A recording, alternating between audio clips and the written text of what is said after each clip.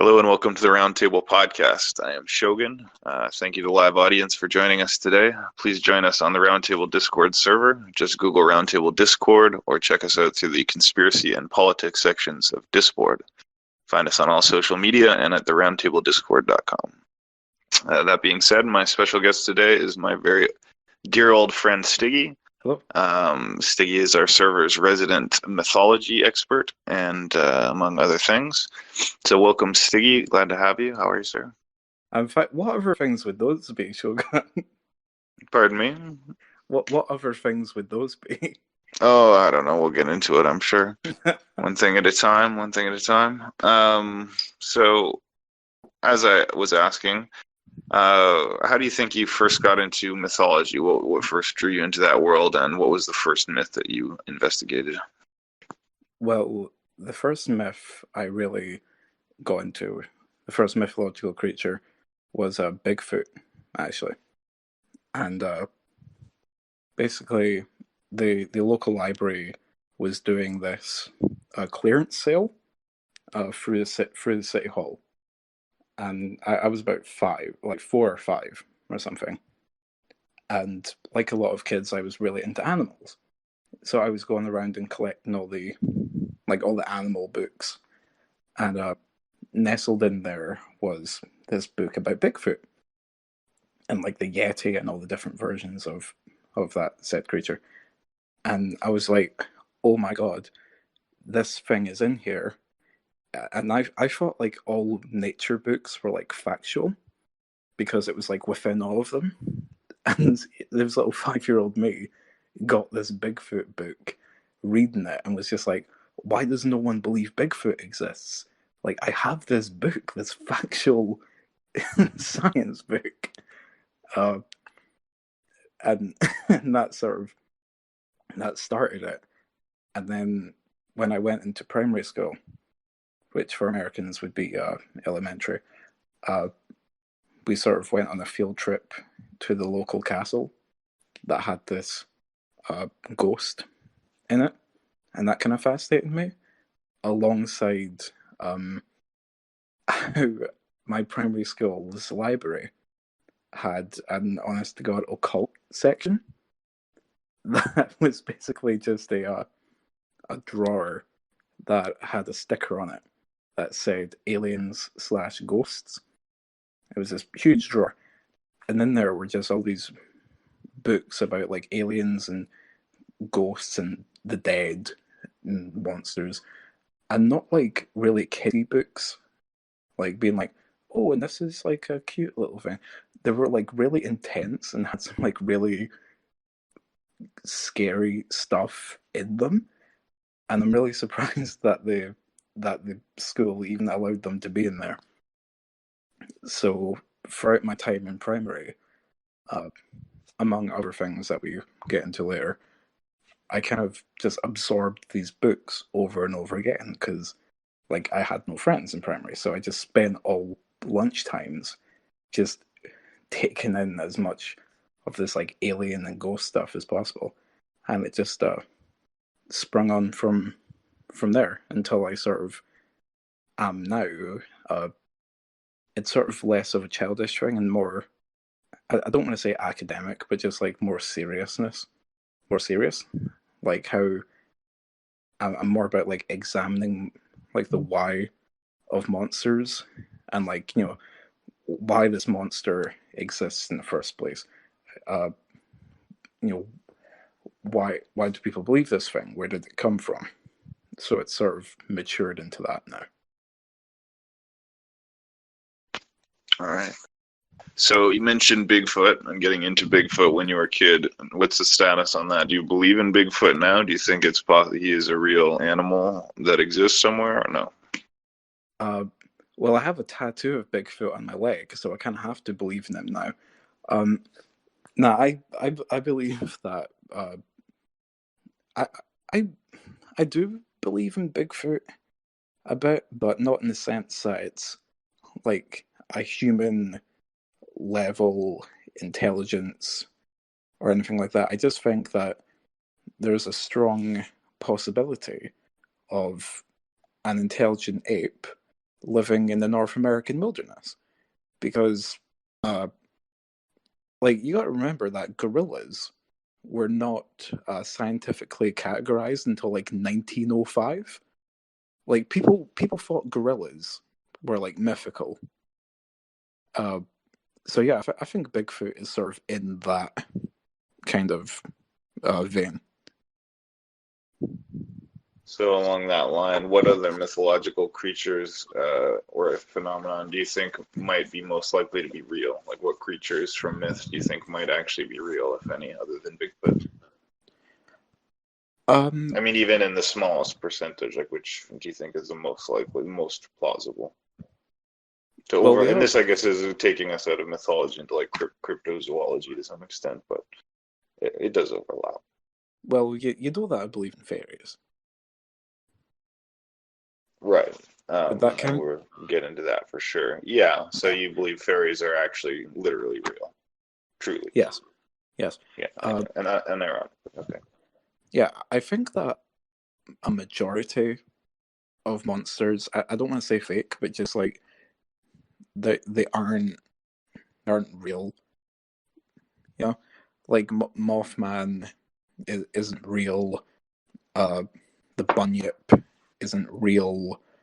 Like Yowie isn't not that kind of Yowie. There's an Australian monster called the Yowie. Uh, isn't real.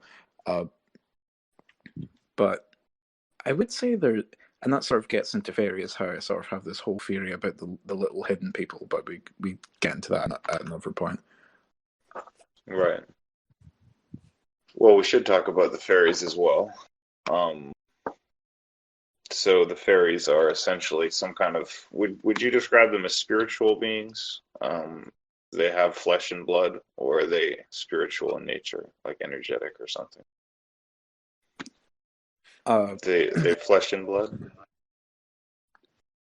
well, the way I understand it, uh, fairies are like flesh and blood creatures that come from a place called Tirnanog, and whether Tirnanog is uh, physical or you get through it through magical means, uh, it doesn't matter. The creatures themselves, fairies, are actual things, and while they might have uh, a, like abilities or powers, um, you could easily grab one if you somehow manage to get hold of one without it like ripping your arm off.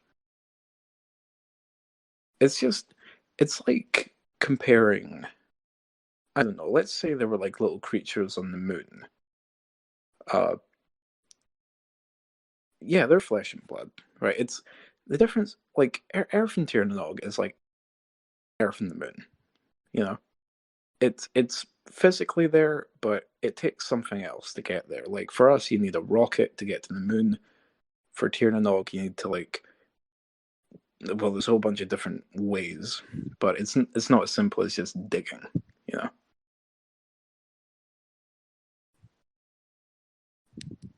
Right. So, have you ever had any experiences in your own life that lead you to, you know, believe in any of this kind of mythology or fairies or anything of that nature? Like, have you ever had any paranormal or supernatural kind of experiences in your own life at all? Yes, I have actually. Um, Surprisingly, not when I was like a kid, which is when most people have them, and that would be just, oh, like someone came into the room or like they saw a crime happening or something and they misremembered it. So like I never really believe when people say, "Oh, I saw this when I was a kid." So all these happened like after when I was like 14 or something. But my first one, what I would honestly call like a paranormal experience, was it was like the middle of winter, right? Snow pouring down, but I was stupid and was just like, all right, I'm gonna go to the shop. So started walking, and the way to the shops from my house, uh, it's sort of it's like an urban area, but surrounded by like really like wide fields and like dense forests. It's really strange. So I was sort of like leaving the urban bit and going down this path, and I was passing these like really big houses. They were like 3-story house, kind of like little mansions, right? And this was like at midnight. And I noticed this light coming from one of the houses. And for some reason, I was just fixated to this light. I was looking over, and it was mansion. Like the grass has all been cut. Thing looks newly paved and like painted. It looks really nice, like a really, really nice mansion. And there's this light inside it. All the lights are on, and I can see people like dancing and like drinking and like having a party.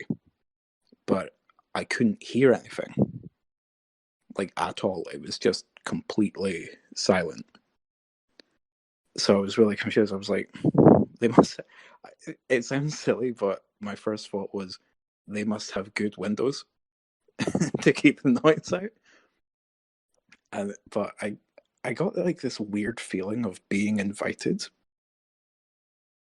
It felt really weird. It felt like it was like, Stiggy, come in, have a great time. I was like, nah, I need to go to the shops. Went to the shop, came back, snowing down even more. It's gotten even more dark, just pouring down. And I'm passing the house again, and there's no light whatsoever. So I'm like, all right, that party died down real quick. Turn around.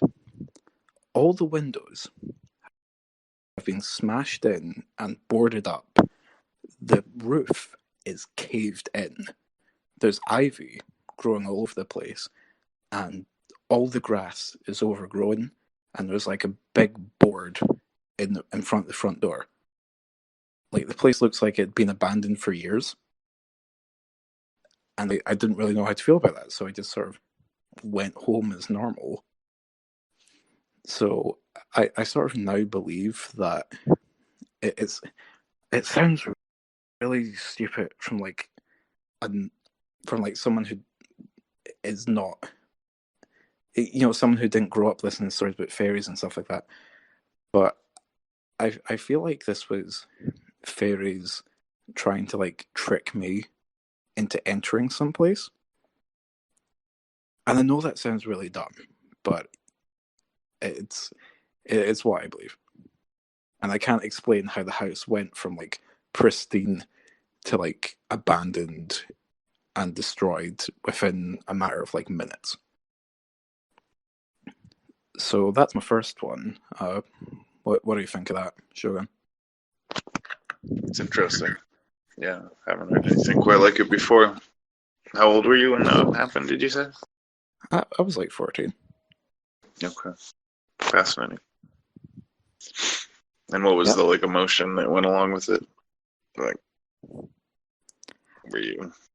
I felt kind of disappointed, actually. I was like, oh man, I should have gone in. What do you think would have happened if you had? Well, I either would have walked into a bunch of squatters having a party, or I would have met a bunch of fairies, and then God knows what they would have done to me. What do fairies usually do to people if they wander into their world or whatever? Usually kill them. Yeah. Really? I didn't know that. It's very hard for like people to get that fairies aren't nice. Like they're not good creatures. Like they're really nasty things. But then people just imagine like Tinkerbell and that. Are they all malevolent, or are some of them good? It's incredibly rare to even hear about like an objectively like good fairy. Like if you want a good idea of fairies, the Hellboy comics actually have a really good portrayal of fairies. In I've forgotten the name of it. I think it's called The Body or The Corpse or something. And it's where Hellboy's trying to bury a body in a Christian grave in order to like get this girl back from some fairies. And the way he does fairies in that are like really good, like really close to how actual fairies are. I don't know if you've read Hellboy or not. I haven't read the comic books. I may or may not have seen one of the movies. I can't remember, but yeah, Uh, interesting. I So, just go sorry. ahead. I'm sorry. No, go ahead. Uh, I don't know if I'd call this a paranormal. I call it paranormal experience 1.5. Um, I was on the same path, walking to the shops again, which it does, like it does. It's really like you feel like the shop was magical, but I was walking on this path again. This was after the thing with the house, and like I'm an artist, so I come up with like characters and shit all the time, like stories and that. And there's been this thing I'd been doing with like this guy protecting like this child. I've scrapped it now, something like that. But the important thing to know is that the girl's name was Millie, and I had gotten this image of what the man looked like, this soldier dude, and I was at the lights, like waiting to cross, and there was this guy like next to me with his kid, and I'm not joking, he looked like my character, like this big dude with like this black hair and like this huge. It was fucking weird. So I thought, okay, I kind of he's just a dude. Okay, I was walking away, going in different directions, and I heard him talking to the kid, and he went Millie, which fucking blew my mind. It was like, okay, this dude who looks like this guy I'd drawn talk saying the same name. It freaked me out. It really freaked me out. So Hmm. I don't know what to make of that because I've heard about people encountering their own characters before, like the guy who created John Constantine apparently like met a dude exactly like him in like a bar or something after he created that comic. Hmm. Yeah, so that was really strange. Probably just a big coincidence, though. I fully toss that one up to coincidence because there's no fucking way. So, I want to open up Omega. We'll open it up to the audience now, to some extent, because Omega is saying in the chat, fairies are cool. They helped me cast my first real spell that worked. So, Omega Logos, can you perhaps weigh in on this if you're there? Tell us that story. Omega Logos? No? Never mind. No, Maybe we'll get that out of him later. So, where exactly can the fairies be found on this planet? I've been told Iceland. Where else?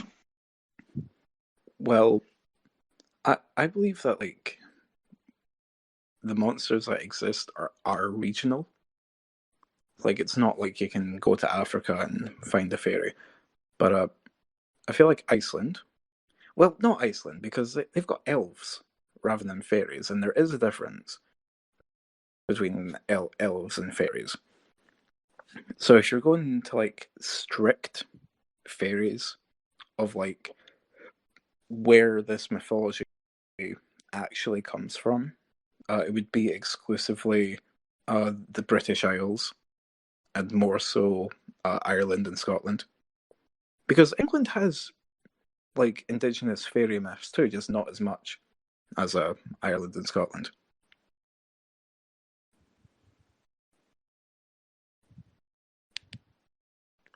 Hello? Hi, I'm here. Yeah. Yeah. I've been told Canada has some fairies too that somehow came from Iceland or whatever, but I'm not sure if that's true. Yeah, you've told me about that. I think that's complete bunk, honestly. Like Good. it's people just bringing their mythology over. It's not the actual creature coming over. It's what what would a fairy want in Canada? It's got wilderness, lots of forest space for them to hide away from people deep in the woods. Yeah, but fairies don't live here. They live in Tirnanog. I see. Tiernanog. Is that like an extra dimensional place or something? If you want to be like really reductive, then it's kind of like an alternate dimension where the fairies live. It's more just an other world where like you know where we inhabit Earth, fairies inhabit Tirnanog, and sometimes fairies end up coming here, and sometimes humans end up in Tirnanog. Right. And to what extent are elves and fairies the same thing? Well, they're not the same thing. Um, No. the difference is that um, fairies are like they're very alien. Like they're not comparable to humans at all in appearance or what they act like. But elves, on the other hand, because elves, uh, you got to remember, Iceland doesn't have an indigenous population. All humans there came there. It was a completely uninhabited island for most of its history. So elves originally come from uh, Scandinavian countries in Norse mythology, and it's not like Lord of the Rings, how like dwarves are short and squatty and a different creature and all that, and elves are like tall and fair. In Norse mythology, um, you have the different uh planes of different realms, and you could compare that to Terranog a bit. I wouldn't, but it's more so humans inhabit Midgard. I forget where the dwarves inhabit. The elves are the inhabitants of Elfheim, and the giants inhabit. I've forgotten the name of where that giants live, but it's more so just elves are just the natives of this place. There's nothing special about them. It's sort of like what is special about a human in Midgard would be special to an elf in Elfheim, essentially. They're just parallel worlds. It's not like one. Am I getting this? Am I getting this through correctly? True. Like So again, sorry. go ahead. No, I'm just saying. To put it succinctly, elves in Scotland and Ireland are completely separate alien creatures, while elves are more like uh, the Norse people's next door neighbor. I see. Interesting. So again, if anyone in the audience wants to ask questions or speak up, feel free at any time. Otherwise, I'm going to continue to interview. So, Stiggy, do you believe in occultism in general, meaning like magic? Do you believe in magic powers and that kind of thing? Magic spells and that kind of thing is real as well? Kind of. Um, I I sort of believe that magic is only as powerful as you make it, and it's like when someone casts a spell or like makes a sigil to make themselves stronger, or quite a popular spell, ask a girl out on a date. Give me the power to get a girl on a date. Uh, it's just tricking yourself. It's tricking your own brain into thinking something else is making you do something when it's actually just you doing it of your own volition, but you need to sort of imagine this outside force directing you. So that's sort of how magic works on the personal level. But like for stuff like curses and like stuff like that, it's only as powerful as the person who believes the curse. And it's people just reaching for things like, oh, there's a cursed cup that anyone who picks it up dies, and someone will pick it up, and then they'll die 2 years later in a car crash, and then they'll say it was because of the cup. Like stuff like that. I feel like the more genuine curses are stuff that's like cultural. You know, like if a king leaves a curse in his grave in the name of some now unknown god, I feel like that's more powerful than me going, Shogun, your nose is going to fall off tomorrow. You know, like yeah, magic for the most part isn't isn't magic at all. It's just tricks. So speaking of magic, Omegalogos, are you there now? Yes, how's my audio? It's great. Can you tell us about what you mentioned there in the chat regarding the elf helping you with the spell? Yeah, and it was fairies, not elves. Right, I apologize. Fairy. No problems. That's cool. Okay, where are you Okay. from, Rosand? My sister in common law is Catholic, and she inherited some gold chain bracelet worth about $5,000. She gave it to a very young daughter, who was about 6 years old at the time, who lost it, saying that the fairies took it from her. My sister was rather distraught about that, and so seeing that she was distraught, I asked her if she wanted it back, and she said yes. So I said, hang on a moment, and I stepped out and I asked the fairies directly what was required. And they told me that she had to admit loudly that the fairies exist. Shock, gasp. So I stepped back in, and it took me about an hour to convince her that the fairies exist, from my point of view. And if she did expressly what I told her, that the gold bracelets would turn back up. So she's crying her eyes out, and she loudly admits that the fairies exist. And suddenly, out of the air, the gold chain appeared and dropped to the ground right in front of us. Okay, I don't believe you. That's okay. Continue your story until you're finished. I thought that's the end of my story. Okay, thank you. Fascinating. What do you make of that, Stiggy? Yeah, I don't believe him one bit. You think he's making it up, like lying? Yes. Well, what do you say to that, if anything, Omegalogos? I know that is very confident. I have no need to convince anybody of this story's correctness or not. It was real for me and my sister, and that's it. Hell yeah! Well, I've got to say something. I don't need anybody to do it.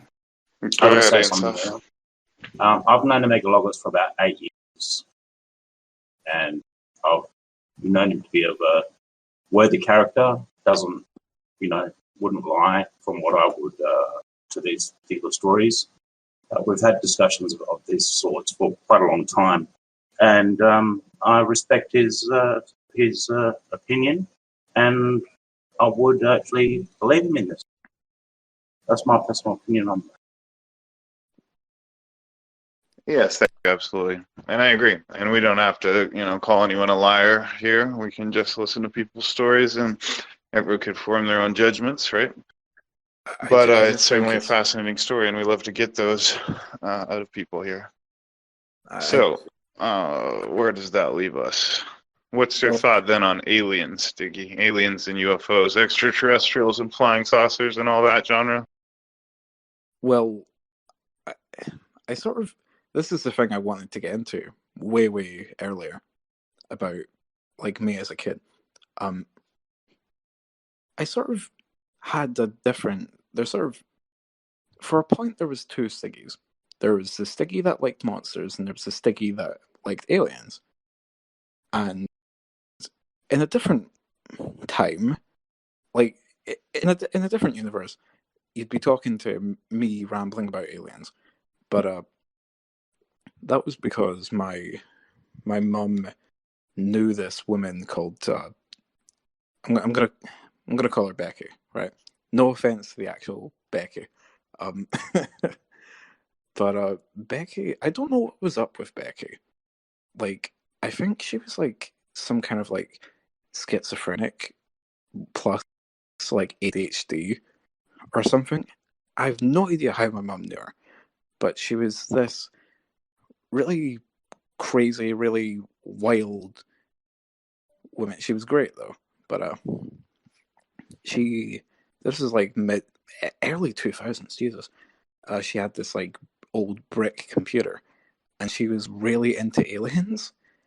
So my mum would just leave me and my brother with her while she'd just like bring up these weird like alien sites, being like, "Is God an alien?" and like weird log sites about like alien sightings and like really freaky stuff like that.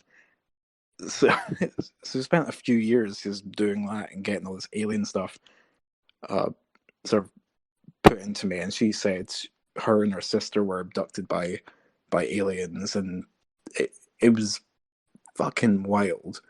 But I now I I believe in aliens. I think you're stupid if you don't believe in aliens. Simply because there's too much space out there. That like space either has aliens or it doesn't. We're completely alone in the universe. Both of those are fucking terrifying. But yeah, I feel like aliens are real. I don't think aliens have visited Earth. I don't think aliens have contacted anyone on Earth. So that's why I sort of get into like conflict with NSA. The user, not there's a member on this server called NSA. I get into conflict with NSA a lot because I just don't believe in his side at all.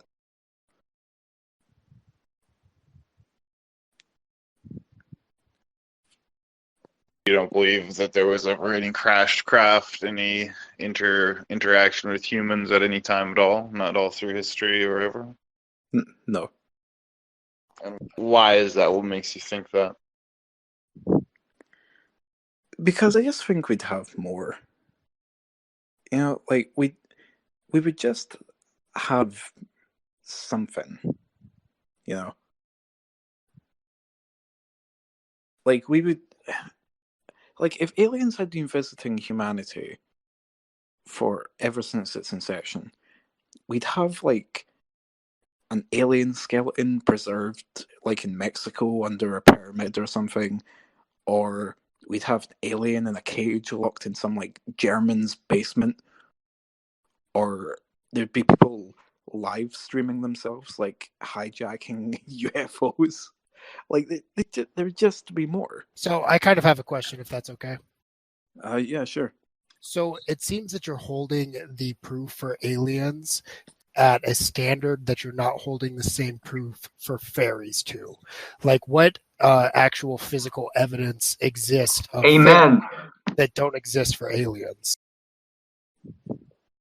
Preach. Yelling preach. I'm sorry. Did you get the question? No, I'm just. It's just funny that we've got a heckler here. Yeah, I don't know who that is.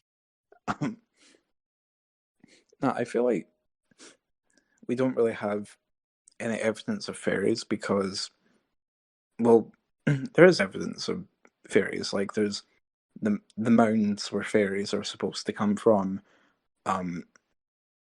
There is like the fairy circles that exist all over the countries that fairies are from. that are unique to those forests in those countries.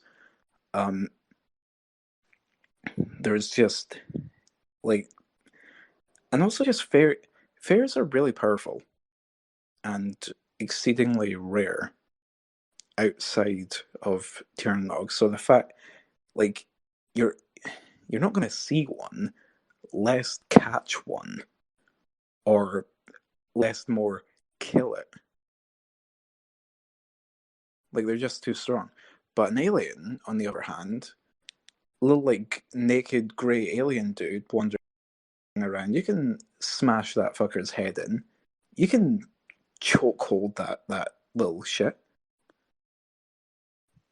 So, for all the eyewitness testimony that there is for people who have claimed to have seen aliens, and eyewitness testimony is not anything. I mean, there's people serving life sentences based on eyewitness testimony. Do we just write that all off as crazy people? No, I'd write them off as people misidentifying things or lying. Like, I find it strange how in almost all sightings of aliens, not UFOs, like aliens themselves, the aliens are always naked.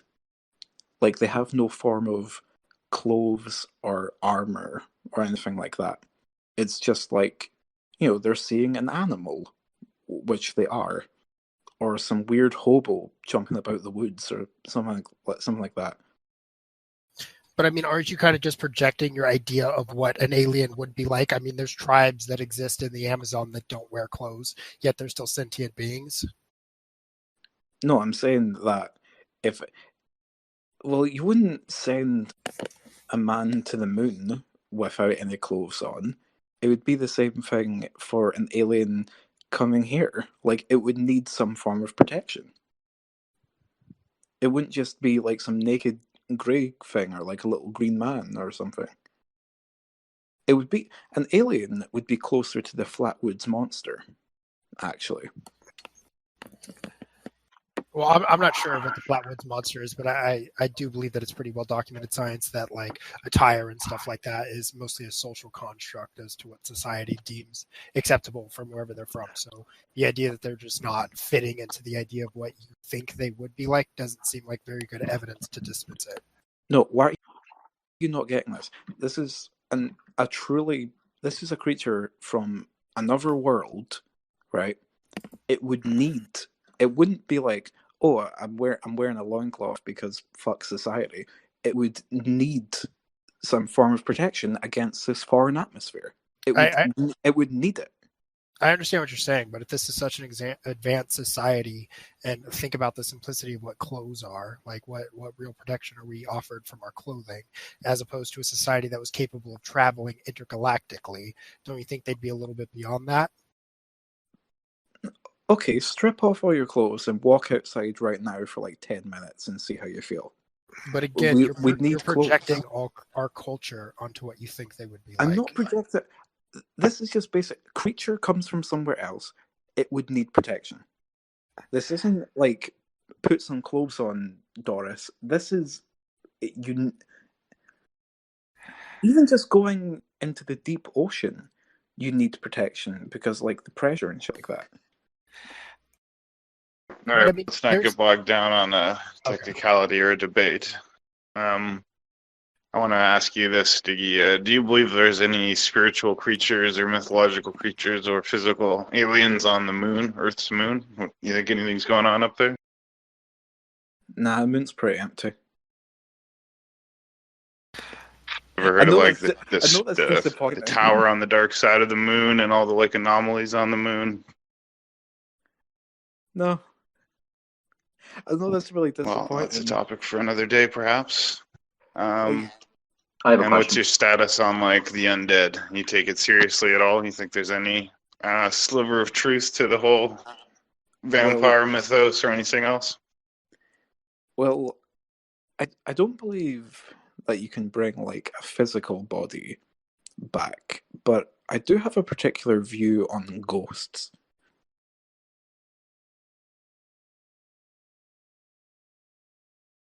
Please share it with us. I believe there's two kinds of ghosts. There's the very traditional kind of ghost, which is like it is literally that person's spirit inhabiting somewhere, and you could talk to it and it would act like that person, right? But I think those ghosts are incredibly rare. And the more common kind of ghosts, the kind of ghosts that people experience, are kind of like, this sounds silly, but I believe that buildings and like basically structures of any kind can kind of inhabit events. So like something will happen and there'll be a chance of that event, be it like a sound or vision or something like that, imprinting itself on the structure, kind of like the grooves on a vinyl disc, and sometimes they will just replay. And that's why in a lot of hauntings, the ghost isn't even interacting with the person, it's just moving, or it'll appear for like a couple of seconds, it'll move its head and then disappear, because it's not a spirit, it's like an imprint. It's like a fingerprint of a spirit instead. And it's why I believe you don't see, like, people always say, how come you only see ghosts from the Victorian era? You never see caveman ghosts. Well, it's because their structures aren't there anymore. Pardon me. You get rid of the structure, you get rid of the ghost. So it's why we mostly see like Victorian ghosts, or like ghosts from the like 20th century, because those buildings are still up. We still inhabit those buildings. Interesting. So Yummy God has a question for you, Stiggy. Yeah, I'm the heckler from. I was wondering, I might have missed earlier. What is your evidence for fairies existing? What evidential then? Well, I've talked about the mounds and like the whole cultural. Well, I haven't talked about the cultural relevance. That's more of a fairy event thing. But just like the fairy circles that are unique to the British Isles, but you do not find fairy circles at like naturally occurring fairy circles elsewhere in the world. And there's just, it's very hard to explain to a non-American, but it's very hard to explain to like folk who aren't like within the culture, and that sounds kind of like presumptuous, but I don't know, there's more to fairies than there is like aliens now.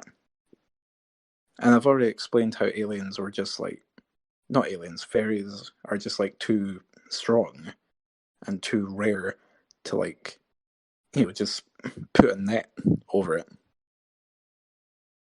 Wait, so could you briefly explain what a fairy circle is? A fairy circle is a occurring circle out of natural materials that appear and disappear. Like they just pop up and then go away. Like they grow, in fact, all over the country, and they either appear as like flattened grass, like grass is flattened in a perfect circle, like growing out flat, or it'll be a circle of trees with no reason why there's no more trees around it, or like a circle of mushrooms, and it's thought that those are like entrances to Tir na Nog in some way. Do you think it's possible to have a fairy circle without fairies? Yeah, people make them deliberately all the time. Do you think it's possible that the fairy circles that you have made by humans? Sorry. Do you hold that the fairy circles that you hold to be evidence for fairies were just made by humans? Could that be a possibility? Well, some of them, but you gotta know that these fairy circles, they do just naturally appear. circles refers to like a darkened patch of grass that is like stands out from the other grass, correct? Yeah, there's more than one kind of fairy circle. There's those in Canada too sometimes. Yeah, that'll just be people.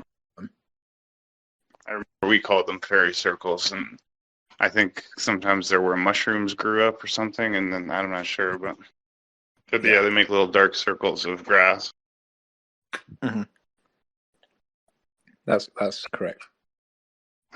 So, what about, for example, the Yeti? I mean, I think the abominable snowman, the snow Sasquatch. You think this thing could be alive today? I think the Yeti is less likely than Bigfoot, but I'd like to hold out on the Yeti because there's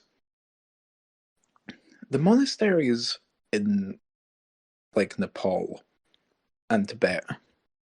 They're actually quite like the non-touristy ones.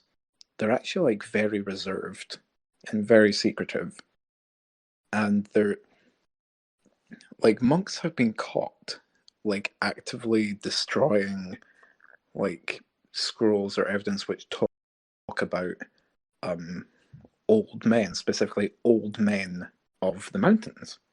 These figures called old men of the mountains, and it's believed that they're doing that in order to protect the last remaining Yetis which reside in these monasteries. That's a cool story.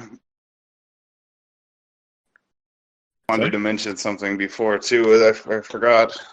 Just to Yummy God and in general, the Icelandic people actually believe in fairies. Like it's like very pervasive. I think more than 50% of them self-report that they do believe in fairies on surveys and stuff. And there's even areas that are set apart as like habitats for fairies by the government. They even protect like areas as like fairy habitats. It's very strange, but true, and I think some other places as well.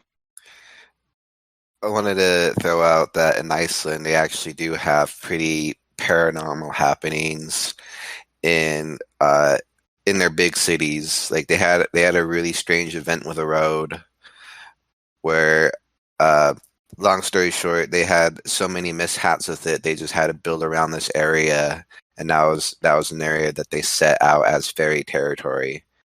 Yeah, that happens a lot in like Ireland and sometimes in Scotland as well. So do you think the reason why the Icelandic peoples believe in fairies is because that's only where fairies are, or because that's a kind of a culturally noticed phenomena of some sort? I think it's a culturally noticed thing. I think it's just people bringing the belief over, really. Like Iceland, I don't want to call it irrelevant, but it kind of is, you know. Hey, it's like talking about the US and bringing up Haiti, you know. I feel we might as well get a Open Eye Project. What's your take on fairies? What do you think? Are fairies real? What do you know about fairies? Well, fairies are really their genders to me is a female. Now, I see these little bitty people in the car, you know, their heads are like half an inch big, and I could see them. They're all in the car. They're everywhere. I mean, they're little bitty people, but I know a female fairy. She was dancing in front of me, just trying to entertain me, and it's not good for me to look at them. Because I had two incidents where one was talking on my shoulder and had a very squeaky voice because she was so tiny. I mean, these little fairies are really small. I mean, could be half an inch tall or even an inch tall. And but I wouldn't look at them because I had a bad incident where she was dancing around, and you know, I was watching her, and all at once she burst into flames. And I can't really look at little bitty people. And so I probably put water on her and made her come back to life or whatever. And then I realized, hey, I can't, you cannot entertain me. Okay. I actually seen one dancing around like little. Thank you, Oh, shit. Open Eye Project. That's Yeah. that's really fascinating. It's amazing. Yeah. What do you take of Hold on. that, Stiggy? Well, God, I don't want to call Do you Open think Eye that could be a Project. fairy that he saw? Well, no, because I think Open Eye Project is a very tragic schizophrenic man who needs a lot of psychological help. But one of the reasons for this with this fairy thing is that his description of the fairy is highly inaccurate. Like, as I said before, people have got this idea that they're like Tinkerbell. So he's saying that it's tiny, all fairies are female, and she had a cute, squeaky voice. I know Tinkerbell doesn't speak, but he's basically imagining Tinkerbell. So his mind has just made this up. It's not a genuine fairy. And, like, to hear about a human killing a fairy by looking at, that's just fucking stupid to me, honestly. Well, I have a quick question. parallel universes we're all living in here. Yeah. So, Yeah, I just Stiggy, wanted is to, there anything else? Or sorry, were you saying something, Yumiko? yeah, I just wanted to ask, how do you think fairies procreate? Procreate? How do they multiply? No idea. Do you have any theories, Sure. any like visions of Surely that? sexually, right? I mean, they're just like us. I don't know. It's not really focused on in like the mythology and all of that. It's not. It's never really said, "Hey, how do fairies fuck?" Like there's, and there's like, But they're both men and women, right? yeah, there's male and female fairies. There you go then. Yeah, but like I don't know if like they lay eggs or they have like live birth. I don't know. It probably depends on the fairy. Maybe they just pop out the ground. I don't know. It's not really important. What's important is that they're evil fucking things. See, I think that if fairies exist, or existed, because they do come down to us through all this folklore, etc., it could be that it's the same phenomenon that is now known as the UFO and alien abduction and contactee phenomenon, but that the aliens have been interacting with people for all this time. And in those days, they appeared to the people in ways that were more understandable to them. So at that time, the limits of their imagination was like these, colorful dancing people with lights and music in the woods or something along these lines. And so these were kind of aliens perhaps testing or interacting with people, and the strange sort of paranormal experiences of like lost time, going into a fairy ring and coming out, days later with only no memory, or staying in there for 100 hours and it's only been like 1 second in real time, and all that weird shit that happens could all be like abductee phenomenon clothed in the European medieval mind, so to speak. Yeah. That's one theory. Well, I don't mean to be mean, but I feel like about that whole theory, like, oh, it's just aliens, man. I feel like it's offensive, reductive, and idiotic. And I don't want to give it the respect of treating it seriously. That's fine. It's just one way to look at it.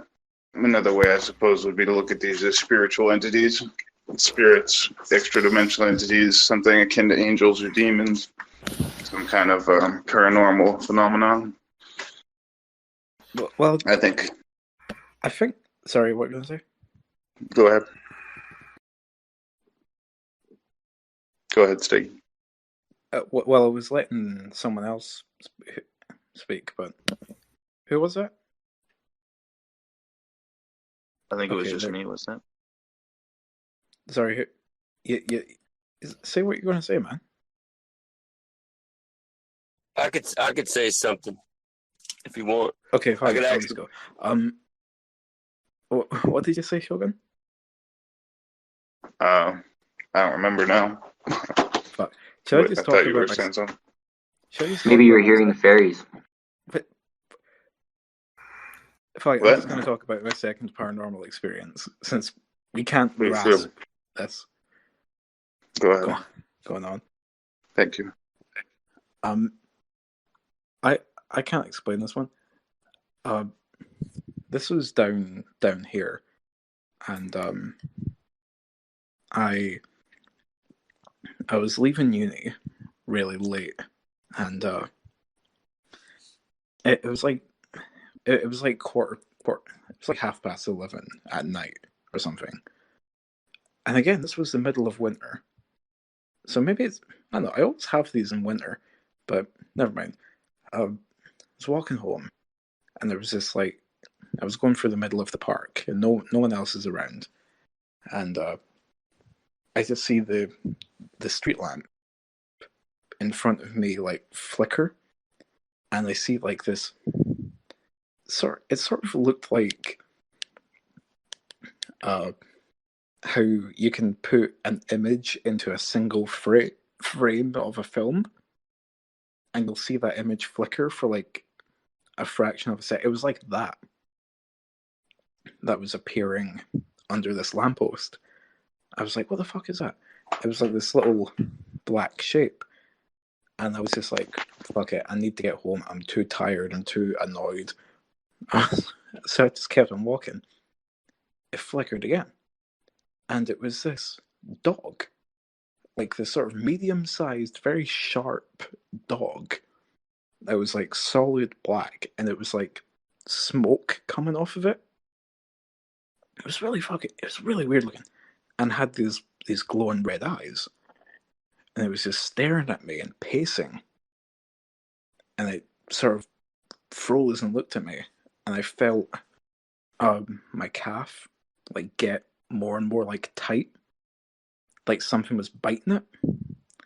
And I've never heard of someone doing this before, but I just kept on walking because I was honestly too annoyed to be haunted by whatever this thing was.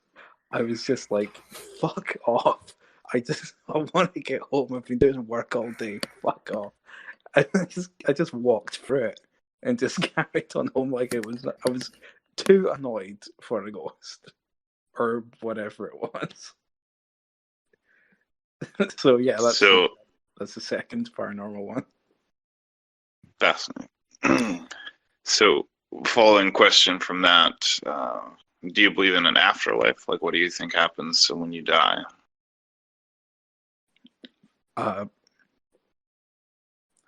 would say no idea, but also I feel like if there is an afterlife, it's more.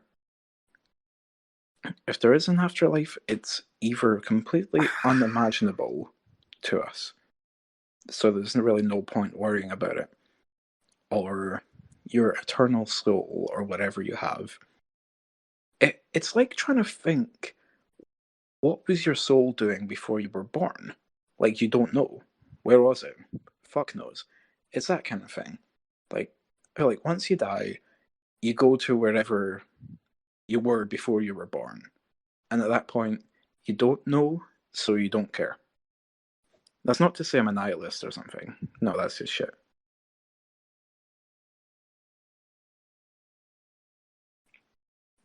And Well, in terms of, can I ask go you a ahead, Holy question? Septica. Well, seems like you could see stuff that's Hold on, I need to spiritual unmute dimension, him. and if someone else sees it, they're schizophrenic and stuff. So, what's your opinion about you seeing things and you criticize other people seeing things just like you? I seen the black wolf too. Had Yeah, red but eyes, you know. He was in Georgia, and he was pure Okay. black wolf, you know. Small. He was small though. He was like 3 foot long instead of like a big, you know, a big one. He was very short, a foot tall. But you gotta understand, if you're disclosing about anything in paranormal, you cannot criticize the other people and think that since you could see Facts. and we can't, I mean, I can. you know what I'm saying? Okay. So why would you criticize someone else? Basically, how I can explain away this is Holy Sepulchre is experiencing this. He's Everybody's experiencing. got to close your mic because someone's got an echo. So if you're not talking, just keep your mic closed, please. Yeah, he's experiencing crazy shit and seeing crazy shit all the time, right? Like, it's normal to him. Like, and also, I'm not a drinker. I don't take any mind-altering substances at all. I'm completely lucid. I know for a fact that Sepulchre like drinks, does that, and the fact that like I followed him up on a few things that he's said, and he's never consistent. Like he has no connection to everything. He's just I never said I see wild things all the time. and keeps on. Well, listen, this is not a time to assess Holy Sepulchre's mental health or necessarily compare the two of you, right? But you've told Holy Sepulchre, as I'm sure many of us have at one time or another, please seek medical help. Professional therapeutic advice is always good. Go to see a counselor, perhaps, if that's something you want to do. But that's a topic for, another time. Yeah, but I just thought. Yeah, but when I want to make clear something. I don't see the spirit world all the time. I only see it when I'm looking. Okay. One at a time, guys. So you're lying. Okay, no, it's okay. So again, that's not the topic for today. We did Holy Sepulchre, I believe it was yesterday. On our recorded open air. Very good. Yeah, so let's not let Sepulchre hijack this like he does in most species. Exactly. So, that being said, Stiggy, is there anything else you wanted to get into today? Well, I've got one last paranormal experience. Okay, shoot. I don't know if I should count it, because technically it was a dream, but basically this dream that I had, I was just minding my own business until I was suddenly like picked up and like dragged through the air in the middle of the night to Shetland for some reason. It was in Shetland Isles. And I was just sort of hovered at the edge of the shore, just being made to look at the sky, like complete, like no light pollution, just the full on infinity. It was really freaking me out. And I was being dragged again, like high, like way up high. I was being dragged all the way until like way up in the sky. Like I was surrounded by stars at this point, and in front of me was this like gigantic, like galaxy-sized bear with horns, and it was entirely made out of starlight. And I know that doesn't sound scary, but when you see a gigantic bear made out of stars, you want to scream. So yeah, I couldn't really scream. This gigantic bear made out of starlight threw me back down to Earth in Shetland again. I was in front of this house. I was floating in front of this house, and there was this kid in this room, and they were terrified. I was like, why is this kid terrified? They can't see me. And then they start screaming that, the bear is outside the window. I'm like, what the fuck? I look down at myself, and I am the bear made out of starlight. And then I'm thrown in the fucking air again, turned into this galaxy bear. And then I wake up almost screaming, terrified. So, I don't know why this is like me feeling invited to the house. I felt like I met a god, which is so fucking strange in this dream. So I have no idea if this was just a very scary dream, because I don't really have scary dreams, or through a dream I met some kind of ancient bear god. I have no idea. So I don't know whether to call that a paranormal experience or not. But the thing that gets me is that, like, you know how people say that your dreams are just made up of things that you know? Well, for searching like mythology and symbols and stuff like that, I have never once found a reference to like a bear made out of stars. There might be a constellation or something like that, but I wouldn't really count it. Like a bear made out of stars, or a bear with horns. Like, the closest thing I can find is a drawing someone did of a bear god from Finland, which doesn't count because the description of that bear god is just a bear, it doesn't have horns, so it doesn't count. It's just an artistic interpretation. So that's the thing that really scares me, that I can't find it.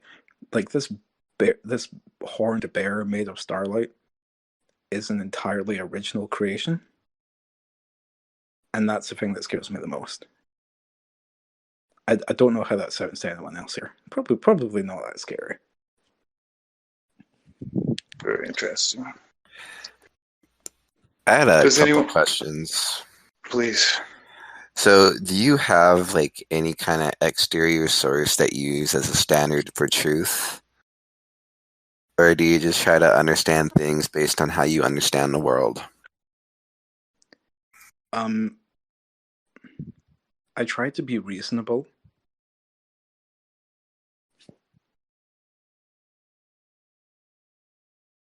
Yeah, that's basically it.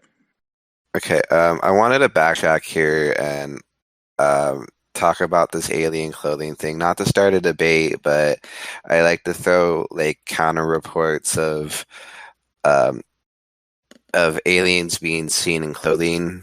There's a report from Utah about how a draconian was seen in a Mormon temple, I believe, wearing a lab coat of all things. Palladians are also often seen in robes. The only one I ever hear about being naked are actually the little greys. But even then, like the first image of a grey, which would be Aleister Crowley's lamb, was, I believe, drawn with clothing. And okay, yeah. Okay. Yeah. I just want to address something to Yummy God and what some folk might be thinking. The reason, like, I'm chuckling while telling these stories is because, one, it's kind of like nervous laughter because, like, never been on a podcast before, and also it's telling quite a strange story. And also, I do tend to see the funny side in things that happen to me. Like, I just like looking at the funny side of it. So I hope that's a good enough explanation of why I'm laughing throughout this. I don't know if you picked up on that, Shogun, or not. Right. Or if me laughing while telling the story was like a problem, apparently. No, I don't think so. So, does anyone else have a question or anything they wanted to say? Stiggy, is there any other message you wanted to get out on this platform, or anything else you wanted to talk about in particular? I don't know, really. I don't know. What would you like to know about Stiggy? I guess. Well, one question I haven't asked yet, I guess, is do you believe in any kind of god or gods? Do you have any kind of theology or religion to speak of? No.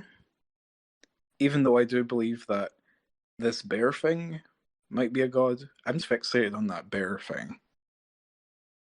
Like, I don't know. It's just the impression I got from it. It's like, yeah, this thing's like God. I better be freaked out by this. Are you a Scientologist? What, do they believe in horned bears made of starlight? I don't know, dude. I don't know. Pretty cool for sure. think I'm Okay, getting so a no tattoo on me, no gods. Oh yeah, have you posted your the tattoo and tattoo reveal, Steve? What, my Bigfoot tattoo? Yeah, I'll post it. I'll you post should it post it tomorrow. in tattoo reveals later. Yeah. Do you have any sisters with beautiful orange hair? What was that in say? Do you have any sisters with beautiful orange hair? No. Damn it. Why? All right. So how about let's think. So, and it's weird being the only Scottish person in this server. I'll tell you what. That's led. I had I a think we have confusion. at least 2 or 3. I'm pretty sure. Really? I haven't heard them. Oh. I You just should all had get- a I'm sorry. No, go ahead. I had a final question. So, do you take mythology at face value, or do you try to filter what they're seeing through your reasoning? I try to filter through with my reasoning. Like, just because some like Amazon tribesman said he saw the Bingaloo fly through the trees doesn't mean a Bingaloo was flying through the trees. It probably a fucking eagle crashing down or something. I was speaking more of like I guess the older mythologies. So I had a follow-up question with what you just said though. So I guess the context of this would be like some tribal guy living in the Amazon saw something he would call a what? I just made up. Oh. I just made up a name.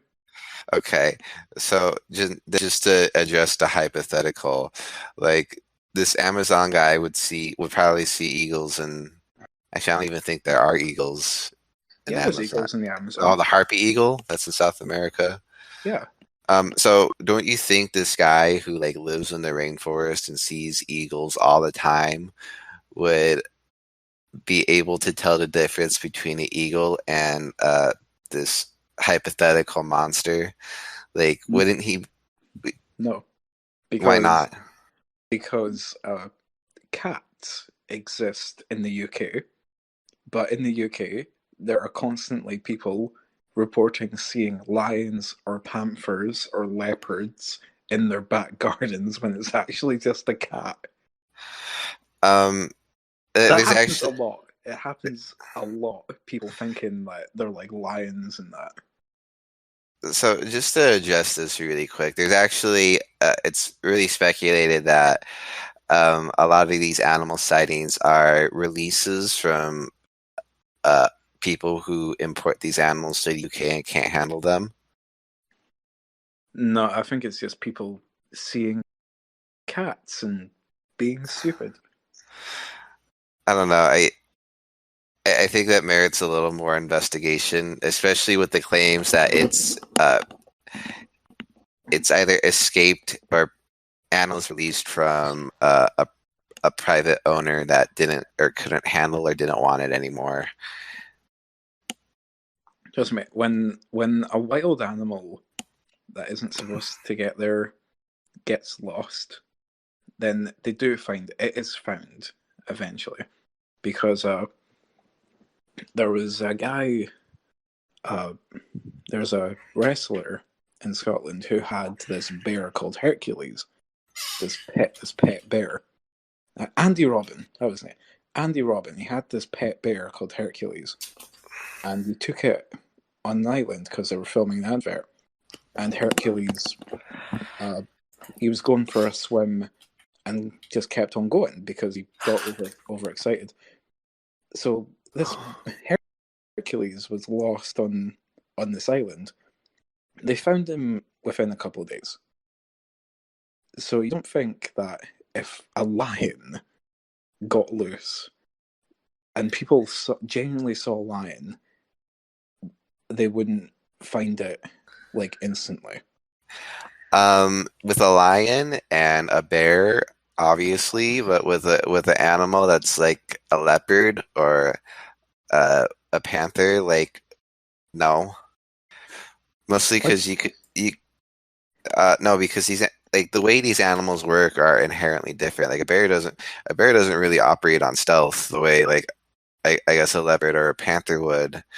And there's also like with not like the big cat like a lion, but like I guess in the smaller genus, they're incredibly shy, and two they just don't, or they operate on stealth. Like if they don't want to be seen, then they aren't seen.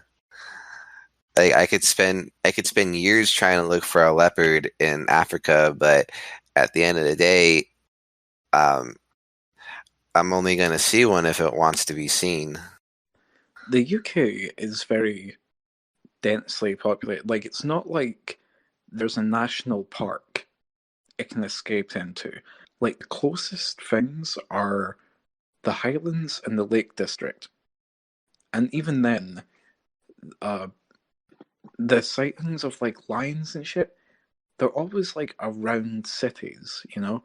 Places where people have cats. So I don't think there's any... I think maybe at one point there might have been a lion that escaped from a zoo in the 70s or something like that. But I don't think there's like, you know, some lions hanging about the UK at the moment, no. Also, like, I do like to take things at face value. And when, you know, you hear a story about a guy who's pretty big guy, like over 6 feet, talking about how he saw a cat bigger than him. I don't think I can't chalk that up to him seeing a house cat. He saw something that was bigger than him. Like whether it was a cat or not, it can be debated. But I would like to take the person at his word. He I have a really brief question, just about some. So when you look at all of your claims about, you know, these mythological things, the whole conjunction, do you think there's a possibility you're mistaken? And if so, how large do you think this possibility is? No, I don't think I'm mistaken, no. You're certain? Yes. Also, there's Hercules. I got a photo of Hercules. There he is. So, just as a measuring question, what's the likelihood of things like minotaurs and centaurs and chimeras existing in your worldview? Well, none, because a centaur and a chimera are amalgate creatures. They're creatures literally made out of other creatures. So, no, like a man with a horse's body isn't possible. Like a lion with a goat's head on its shoulder and like a snake for a tail isn't possible because they are all completely separate animals. So with that, what do you think of like these modern sciences starting to splice together DNA? I believe for a question to measure that mice have been infused with either 1% or slightly less than 1% of human DNA, and it produced mice that were incredibly more intelligent than its peers, I guess. But that's not a chimera in the way you just described it, like a Greek mythology chimera. That's not a chimera. That's something else entirely. And then it is not mythology. It is an actual creature. Then. Do you think such creatures are scientifically possible? Do you envision a future in which we'll be able to produce them in like test tube environments? No, there's no way you could get a lion with like a goat's head on its shoulder and a snake. There's just no way. No. And what would be the point? There'd be absolutely it would be funny to see. There'd be absolutely no point in making like a traditional chimera, literal chimera. No. Buy one. Shit. So what do you think is going to happen when these scientists eventually start, if ethics or any ethics communities allowed into, if they eventually start putting in more DNA into these mice samples? Like, what do you think successfully fusing a 50% DNA, 50% mouse mixture would look like? I think it would kind of look like a weird, like, fleshy Mickey Mouse, because it would have like the mouse head, but like human arms and legs. And it could talk. It could probably talk too. Oh god, that'd be horrible. Yeah, kill it. I'd say fucking like smash it with a hammer. Honestly, Okay, so whatever creature that would make. so you don't, just as a reference question, you don't think it's possible for these more ancient people to have had access to technology that fuses DNA of different living creatures back then? Like, you don't think that's a possibility, even No. though it's a possibility today? No. No. No. Why not? I don't believe in any of like the advanced ancient civilizations or Atlantis or anything like that. No. What about Lemuria, bro? Lemuria is like Ireland. What do you mean Lemuria is like Ireland? It's like up in Ireland, bro. What do you mean it's like Ireland? What the It's that area. Like, so the ocean was 400 feet lower up in that area. So like the Ireland was that whole area was known, that was Lemuria. There's also there's Lemuria, Atlantis, and there's another one that I can't fucking remember right now. The lost continent of Mu. No, it's not a continent. It's just a fucking civilization. No, have you not heard of the lost continent of Mu? Yeah, go fuck yourself, you fucking goddamn redheaded bastard. I'm not actually ginger, by the way. Oh, okay. I have red in my beard, dude. See, I'm Scottish, bro. My hair gets ginger in the summer, though. It's like when the light hits it, it gets ginger. Nah, it's kind of sad. I'm going to end up with black hair by the time I'm like 30. Because like all the men in my family were like born really ginger, then ended up with black hair, and like I'm the same. Hey, what color hair do fairies have? Did you mention that? Hey, wait. Have you ever fucking straight up done some mushrooms, bro? Like some fucking magic fairy mushrooms? No, because I keep my mind completely lucid. But dude, how do you expect to see Terra Nog and shit if you ain't fucking dropping some mushies in your mouth, bro? Well, he's right about that, Stiggy. You really got to go in the woods and take some psychedelics in Minecraft and actually meet these fairies face to face once and for all. No, we gotta go to that. The reason that I get a lot of shit for this on this server, but I feel like you can only have a genuine paranormal experience when you are completely drug free. You obviously haven't heard of MK Ultra. because anything else is clouded to you and completely made up by your mind. But if you have like no sort of schizophrenia or anything like that, but you still see a fucking ghost dog biting your leg, then that's got to be real. Because you're not drunk, you're not insane, you're not like taking weed or anything like that. Wait, how do you know that in your neutral state? How do you know that in your neutral drugless state you aren't making shit up all the time? How do you know that that's not the more stable what if state? you have a fucking endocrine problem and you're dripping DMT, bro? Well, if that was the case, I'd be seeing stuff like that all the time, wouldn't I? So fairies exist, right? Yeah, I don't know why So this does is a that hard mean concept to does grasp. that mean a fairy fucker can exist? No, because there's no reason why a fairy would have anything close to consensual or gentle sex with a human. If it would even lower itself to touch a human at all. Can I deep fry some fairies with some fucking hot sauce and shit? Make some fucking deep fried fairy fucking wings and whatnot? Can we stop with the nonsense for a minute? Don't fucking nonsense me. I will. I will nonsense you, Stiggy. Why would a fairy exist and not a centaur? Because you've got. It's hard to. You're still thinking of like Tinkerbell and shit. No, actually, I hold to the Hindu idea of fairies. I'm not thinking of Tinkerbell. That was what's his name? Hindu idea. What the fuck is it? I've never heard of this. What the fuck? It's I don't know. I read in a yoga book that people who practice yoga attract fairies. I don't have a concept of fairies. Like that sounds like I read it in a yoga pamphlet. Hey, can we stop with the nonsense, please? I have a question. Do you think Did fairies you ever evolved? Do you think fairies like are a product of evolution the same way everything else is, or do you think they're eternal creatures like outside of evolution? No, well, no one really knows how fairies came to be because they're in Tiernanog. They've never shared any sort of like information at all. They're a complete mystery. Doug, have you heard of brownies?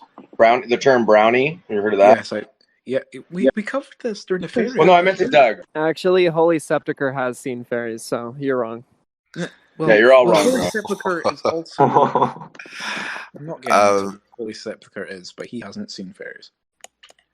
I'd like my question answered. Like, why would one thing exist in a folklore sense but not another?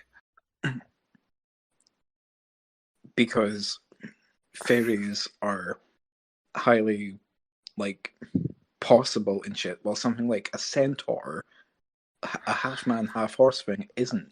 Okay, that's what you're not getting. No, what's your standard for so what's your standard for a fairy existing but not another mythological creature? A centaur was a specific example, but why would this exist in this folklore according to I don't know what's okay, to add what standard are you using and why does this standard discredit other creatures in folklore or folklore? But why are you busting his balls like this? Like, okay, hold on. That's what he does. Okay, one, is it possible? A half man, half horse is not possible, so thus it is not real. Number two, can it be explained through some other means?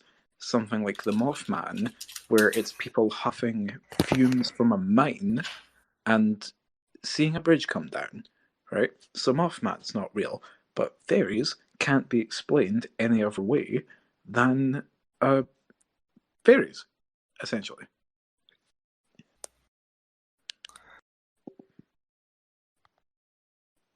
Well, okay. Well, all right. So what about what are some fucking tales that they have? Like not fairy tales, obviously. No, like what do they call them? Fuck. You know, like the gingerbread fucking man or some shit. Are there any like? Are there any of those? Well, there's a whole bunch of like different fairies. So if we could save this for a fairy event, another one. Yeah, let's do that. Do you remember all the fairies from Crowley's play? Now, do you think, or do you guys want to keep going a little bit longer? I had one last question, kind of an interesting one. This is etymology. It's a word question. Why do you think fairy is equated to like gay or like queer? Like, how do you think that came about? I actually know when that came about, but somebody else can answer. Well, the question was for me, but I think the whole thing of how fairy became a thing for queer is because people misinterpreted fairies from the beginning. And you can even see this in Midsummer Night's Dream, where Titania is like a beautiful queen of the fairies. So in artwork of Titania, she's this beautiful creature. So all the other fairies are drawn as beautiful maidens too. So people who aren't educated get this idea that fairies are like beautiful women, and that becomes like the Tinkerbell, like cute fairy, like sugar plum fairy. So it was fucking Shakespeare. And because you also get male fairies. People put the girly fairy stuff on the male fairy too. I think that's also and Shakespearean, well, hold Stiggy. on. Yeah, and hold on. That's kind of girly too. And what was the big fault for gay people? They were very girly. So you call them a fairy because fairies, if they're depicted as male or female, are girly. So as a stereotype, you say that they're gay. So gays, fairies. There we go.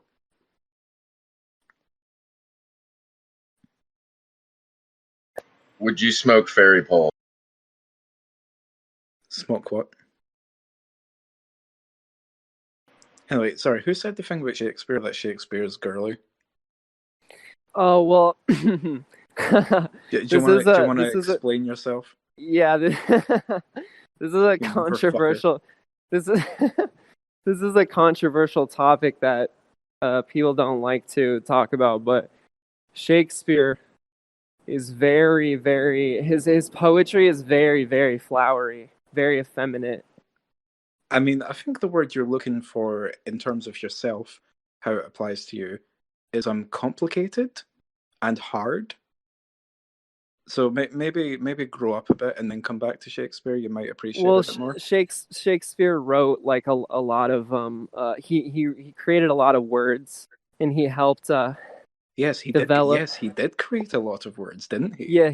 Yeah, he helped develop English a little bit, and the way he used words in his poetry was very, Yeah, why does this challenge you so much?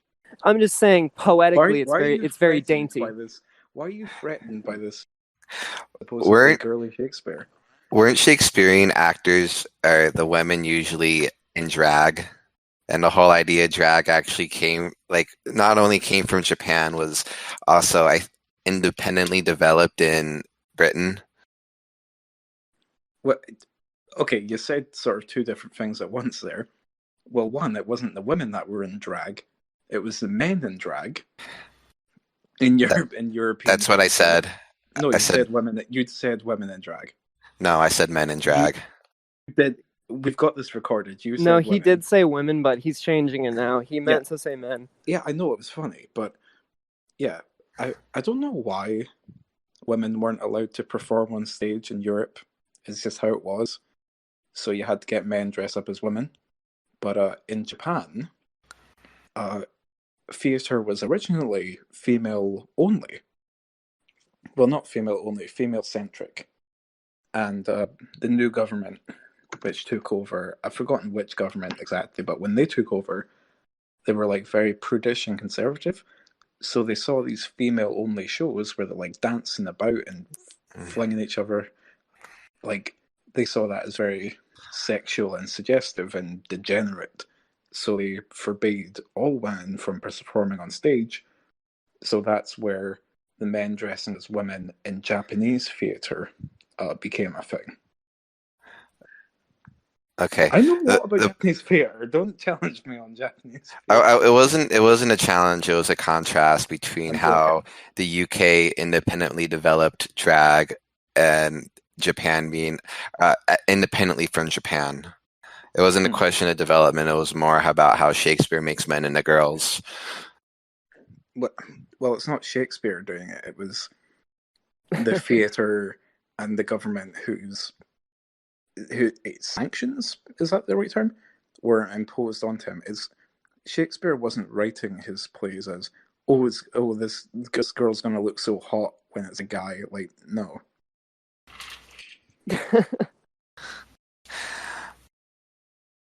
I mean, just to add a final point, I don't think Shakespeare designed the first page of his sonnet to include the coordinates and the dimensionalities of the pyramids, but they kind of do.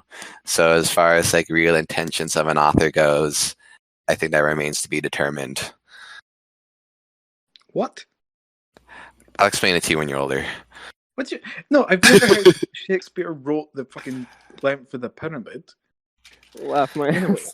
This is detracting from this. What were you going to say, Shogun?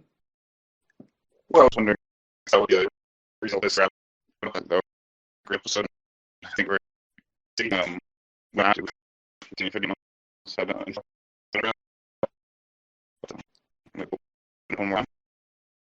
Okay.